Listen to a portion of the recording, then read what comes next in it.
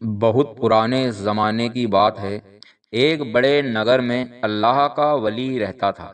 ان کا نام لوگوں کی زبان پر نور کی طرح تھا۔ وہ دن بھر روزہ رکھتے، رات کو تہجد اور قرآن کی تلاوت میں ڈوبے رہتے۔ لوگ انہیں دیکھتے تو لگتا مانو کسی فرشتے کو دیکھ رہے ہو۔ ان کا چہرہ روشن، دل سخت تقوی سے بھرا ہوا، اور زبان سے ہمیشہ اللہ اللہ نکلتا۔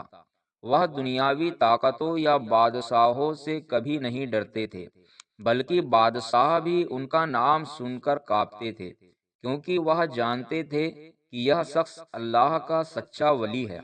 شہر میں کچھ یہودی اور کچھ ایسے لوگ رہتے تھے جو اس ولی سے نفرت کرتے تھے۔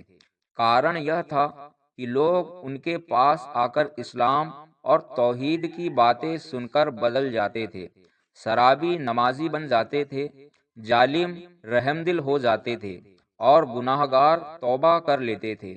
یہ سب دیکھ کر دشمنوں کے دل میں آگ لگتی۔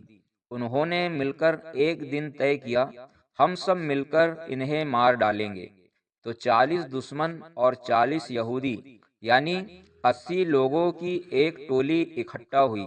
سب نے تلواریں بھالے ڈھالے اور ہتھیار لے کر ولی کے گھر کو گھیر لیا۔ رات کا وقت تھا، ولی عبادت میں مشغول تھے۔ اچانک انہوں نے گھر کے باہر شور سنا۔ لوگ چلا رہے تھے، آج ہم اس آدمی کو ختم کر دیں گے۔ انہوں نے وضو کیا، 2 رکعت نماز پڑھی اور ہاتھ اٹھا کر دعا کی، اے اللہ، یہ تیری راہ کے دشمن ہے۔ اگر تو چاہے تو میں کچھ بھی نہیں، لیکن اگر تو میری مدد کر دے تو پوری دنیا کی طاقت بھی مجھے نہیں ہلا سکتی۔ جیسے ہی دشمن دروازہ توڑ کر اندر گھسے، ان کا سامنا اس ولی سے ہوا، لیکن کیا ہوا، ان کے ہاتھ کانپنے لگے، تلواریں گر گئی۔ کچھ نے کوشش کی، وار کی، لیکن تلواریں ان کے جسم پر لگتے ہی ٹوٹ کر زمین پر بکھر گئی۔ کسی نے تیر چلایا تو وہ بھی ہوا میں ہی پلٹ کر اسی پر جا گرا۔ 40 یہودی اور 40 دشمن سب نے مل کر حملہ کیا، لیکن کسی کی طاقت کام نہ آئی۔ گھنٹوں تک کوشش کرتے رہے، کوئی زخم نہیں دے پایا۔ الٹا سب کے دلوں میں ڈر بیٹھ گیا۔ وہ کہنے لگے، یہ کوئی انسان نہیں ہو سکتا، یہ تو اللہ کی طرف سے بھیجا ہوا بندہ ہے۔ ان میں سے کچھ وہیں توبہ کر کے مسلمان ہو گئے، کچھ روتے ہوئے بھاگ گئے۔ باقی جو ہنڈی تھی، یعنی جو دشمن اب بھی وہیں اڑے تھے، انہیں زمین نے نگل لیا۔ یعنی اچانک بھوکمپ آیا اور وہ سب دھرتی میں دھس گئے۔